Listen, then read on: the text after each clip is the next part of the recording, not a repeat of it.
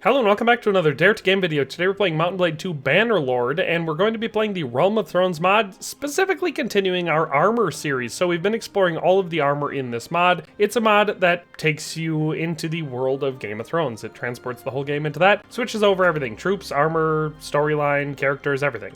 Even the map. And so we've already covered every single faction in Westeros, including the Wildlings, the White Walkers, and the Night's Watch, you know, all the stuff up by the wall. We've covered Daenerys Targaryen's Valyrian faction. We've also covered in one huge video just recently, it should be the last one I released before this one, all of the other cultures in Essos, so they don't have quite as much variety as most of your Westerosi factions do. Most of them only having 1 or 2 sets of armor, but we covered that in one big video, and now we're going to be kind of cleaning up with all of the nondescript armor. I don't know how I'm going to title this video, but it's basically all of your other armor.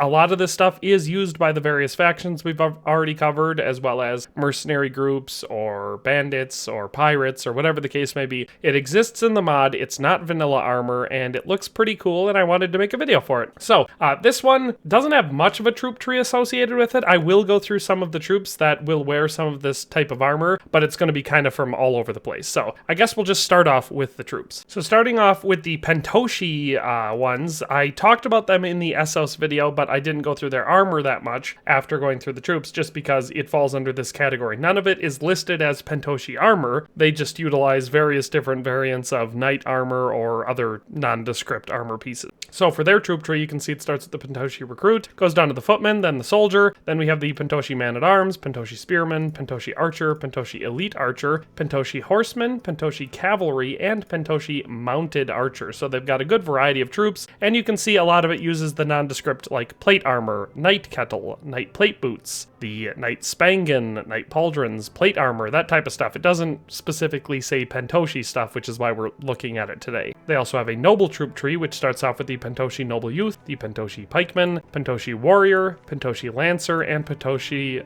or the Magister's Guard elite. Next up, we have the, just a random bandit faction, the robbers. So we have 3 units here, the robber squire, robber horseman, and the robber knight. So you can see they have a lot of this sort of generic nondescript armor on. And then we also have the robber knight boss, which is just a higher tier variant of the same thing. We have the pirates. So out of them, we have the pirate, the ravager, and the reaver. And of course, their boss variant is the marauder. Next, we have the forest bandits faction, I guess you call them, or micro faction. Their troop tree starts with the bushwhacker, then we go down through the northern raider, which brings us into a separate troop tree. So this brings us down into the northern troop tree. But if we want to follow theirs down, we go to the freebooter next, and then the forest bandit, which leads us into the northern warlord, which once again moves us into our northern troop tree, and of course the forest bandit boss. So kind of a mess there, but that one ties in with the northern troop tree. But yeah, so you can kind of tell it's sort of a like mashup of all sorts of different things. So here we have a troop tree that I don't think I've ever run into before. Maybe it's just because I'm not looking hard enough. But it starts at the realm scout, moves down to the realm horseman, the realm sellsword, and the realm master sellsword. Interesting thing about this one is they're utilizing the Jaime northern armor in theirs, as well as the dunk helmet. So I guess this one works rather well as a sort of hedge knight troop tree. But yeah, you get the vibe. There are all sorts of miscellaneous mercenaries and other bandit type things that kind of get mixed in the mix. So we're just going to take a look at all of the nondescript suits of armor that I was able to find in this mod that aren't tied to any specific faction, either in name or a lot of them just aren't in use. So let's take a look at them. All right, first we're going to be starting off with the Crude armor, and we have a variety of these because of different helmets. But you can see it's kind of just a real nondescript beat up looking type of armor. Not great for historical authenticity, and the texture obviously leaves something to be desired for, but if you're going for some sort of a rustic looking beat up mercenary troop, I think that this armor works well enough for that from a storytelling perspective. As far as the items that make it up, we have the Crude helmet, Crude pauldrons, Crude armor. They don't have any gloves, but we have the common gloves, which seem to fit relatively well with it, and then the Crude boots. So that is our first variant, and then like I said, the rest of the variants of the Crude armor are just due to different helmets. So this is the Crude helmet, this is the Crude barbute, this is the Crude bassinet, this is the Crude nasal helm, which adds this, obviously, a nasal universal helm, but also a interesting, not quite aventail because it goes down along the front, but it's made out of leather, or at least it appears to be. So it's got a very unique and interesting aesthetic, even if it's something that looks very, very weird in my opinion. And then the top tier Crude helmet is the Crude Spangen. So that is all of the 5 variants of the Crude armor. Like I said, it's all the same except for the helmet switches out. But there's our Crude armor. Next, moving into our common armor, it's the same type of thing, but obviously looks to be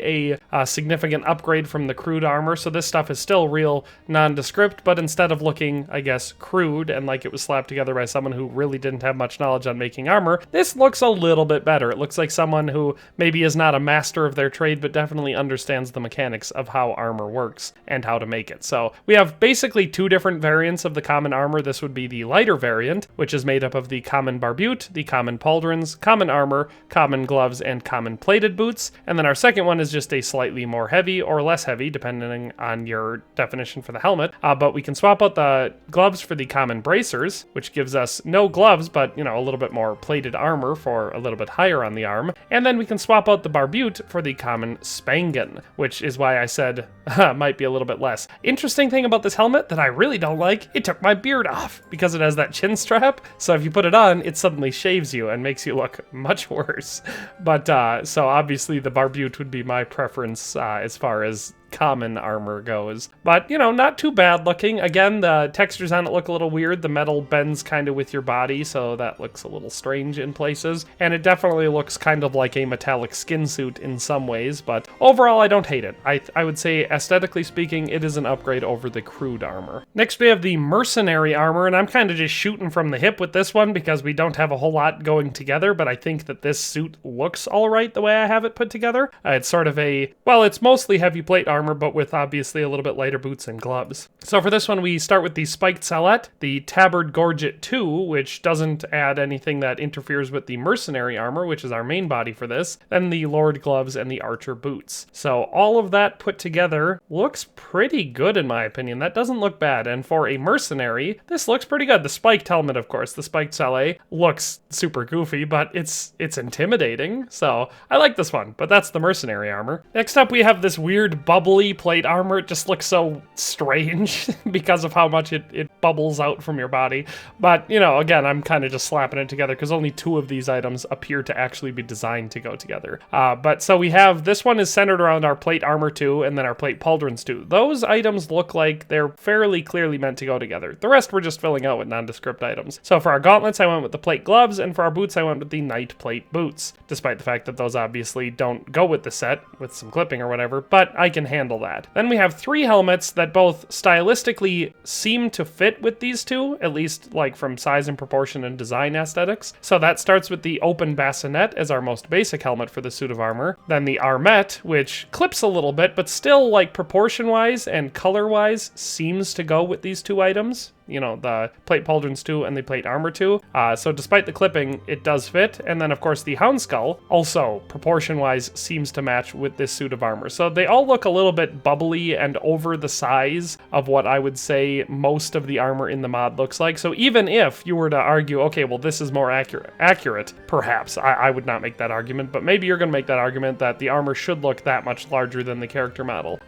It looks off compared to the rest of them in the mod. So that's the 3 variants of, I guess, what I would call the bubbly plate armor. But yeah, that's those. Here's another one that I'm just sort of shooting from the hip on because it doesn't have all the items completed. But for this one, we're centered around the blue armor, the blue shoulders, and the blue bracers. So those items clearly are designed to go together. They, however, do not have a helmet or boots designed to go with them. So I decided, since this one is, I believe in an earlier update of the mod, this was something that was assigned to someone in Cohor. Like, I want to say that this was coheric armor of some sort. And so the infantry steel helmet has this conical shape to it, and that kind of matches that older style of armor that Cohor had, so that's why I paired that helmet with this suit of armor. And then, of course, the knight plate boots are just, you know, they don't obviously fit that well, but they don't clip or anything, and they look somewhat right. They kind of match the infantry steel helmet, if I'm being honest. So, yeah, you know, I don't love this one, but I wanted to be able to use these blue items since they are still in the game, even though, as far as I know, they're not currently equipped to any unit type or any specific Lord anywhere in the game. Could be wrong about that, but I haven't seen them for a while. So that is the blue armor. Next up, I have one that I almost didn't include, but then I decided, why not? And this one is some sort of a secondary variant of the common armor, but using our chainmail as our main,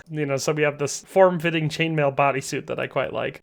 So we have the common spangan, the common pauldrons, the chainmail, the common bracers, and the archer boots, coming together to make just a weird-looking suit of armor. If I was in a medieval period or even medieval fantasy and I saw someone walking around like this, I wouldn't trust them. Because at the very least, you'd think they'd have some sort of a tabard or something over top. Because yeah, wearing just mail for your basic armor isn't that unusual, but in a period when everyone's riding around in, gilded plate armor and everything, for you to not at least put some sort of a Waffenrock or something over the top would look very bizarre, especially if you then not only had the mail, but also the plate armor for the helmet, shoulders, and gauntlets. But with that being said, that is that suit of armor. Next up, we have one that I quite like, and I've used it quite a few times on like companions and other, type of people that I've elevated to the Lord class, just because it's a nondescript suit of plate armor that looks pretty good. This is the Knight armor, and there are only two variants of this. So this armor is the Light Knight helmet, the Knight cape, Knight armor, plate gloves, and the Knight boots. So you can see it all looks like it's fairly well designed to go together. There's not a bunch of clipping. We have nice comprehensive full body plate coverage. We get a nice little white cape, which is always fancy. And the only variant is the helmet. So you can see we have the Light Knight helmet, which is a Bergenette style helmet without a face portion. And then we have the Knight helmet, which is the same helmet, but now we have that,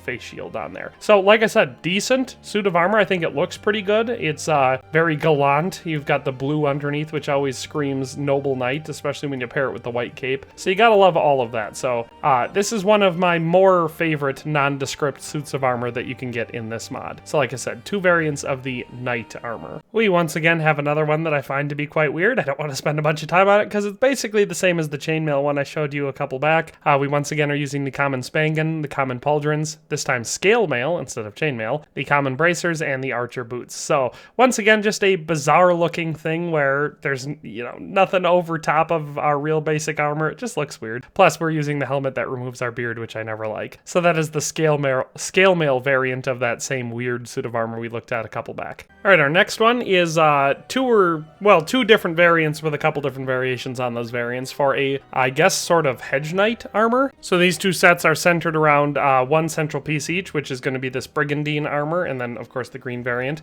So for these, this suit that you see in front of you is made up of the Knight Spangan, the Tabard Pauldron 3, the Brigandine, the Lord Gloves, and the Archer Boots. So you can see it's a decently heavy suit or medium suit of knight armor. So we've got a helmet and some shoulder protection, and then our main torso, we have a long padded gambeson, but then we just have very little low arm or leg armor. So this one has a couple different variants, like I said, each one of these will. So we have for this suit, the helmet, we started with the Knight Spangan, but then we also have the Knight Helmet 1 that looks pretty good with it, just a bucket great helm, and then another variant with the Knight Helmet 2 where we just have a slightly different design. I would say all three of those suits look pretty dang good together. Then our second variant for this same archetype of armor, so most of the items remain the same, but you see we just switch out kind of colors on this. So this one is made up of the Knight Spangan, the Tabard Pauldron, so you can see just a slightly different and darker color there, the green Brigandine, the Lord Gloves, and the Archer's Boots. So once again, I think it looks the same, sort of fits that sort of hedge knight, medium, sort of not quite as wealthy, but still relatively well protected and possibly a veteran soldier or knight. And then once again, we can do this with any of the helmets. So we have the Knight Spangan, the Knight Helmet 1, which looks pretty good, and then the Knight Helmet 2, which is probably my personal favorite of the three. So decent looking. I would say these ones, they don't scream that they were super well designed to all go together, but there's no clipping, and aesthetically speaking, I don't have a whole lot of problems with these. So that's our Brigandine Knight armor. And then finally, we have our, last nondescript knight armor. So once again, we have two different variants with the helmets swapping between them. So this is our first one. It's made up of the Knight Spangan, the Knight Pauldrons, plate armor, plate gloves, and the Knight Plate boots. So you can see, aesthetically speaking, they all appear to go together. I mean, maybe you could question the plate gloves since they have a slightly different texture and clip a little bit, but I don't think you really notice that all that much. I'd say overall it looks pretty dang good. And then, like I said, we can just swap out the helmet. So that's the Spangan, that's the Knight Helmet 1, and that's the Knight Helmet 2. So all of those look decent. Then the only other variant is swapping out our plate armor. So this is the plate armor. This is the plate armor 2, which I struggle to tell the difference between. They look pretty much exactly the same to me. So the plate armor has slightly worse stats, seems to be the only difference. This one has 38, 11, and 11. Plate armor 2 has 41, 15, and 15. So that seems to be the only difference. And then once again, like I said, same thing for the helmets. So Spangan, Knight Helmet 1, Knight Helmet 2. So that is our last set of nondescript armor in this mod. That may have been a really weird way to make a video, but I also wanted to showcase the ones that aren't super well tied to a faction, either in naming convention or in use. But that is all for today. I hope you enjoyed this video or found it useful or entertaining or something along those lines, but we'll see you next time. Thanks for watching another Dare to Game video. If you liked this video, please leave a like and a comment. If you haven't already, be sure to subscribe to the channel. If you like my content and would like to support this channel, consider becoming a member today for as little as $1.99 a month. It makes a huge difference. But in any case, thanks for watching and have a nice day. I'll see you next time.